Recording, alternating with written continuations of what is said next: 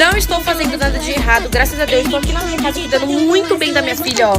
Minha filha tá toda linda ali, ó. Enquanto ela disse que vai no conselho tutelar falar que eu não sou impossibilitada de cuidar da minha filha pra tirarem a minha filha de mim. Isso é coisa que uma pessoa faz? Ai, gente, pelo amor de Deus, como se o conselho tutelar fosse tirar minha filha de mim. Por conta que uma infeliz não tem o que fazer e foi falar mal dos outros na internet. Então, Má, vai lá, vai lá no Ministério Público, vai lá no Conselho Tutelar. Não vejo a hora deles bater aqui na porta da minha casa e ir embora, depois eu gravar um vídeo te zoando. Falando, nossa, perdeu o seu tempo, miguxa. Tá pagando a advogada à toa, porque ela tá lá em live falando com o advogado dela. Ah, vai se ter. Ele me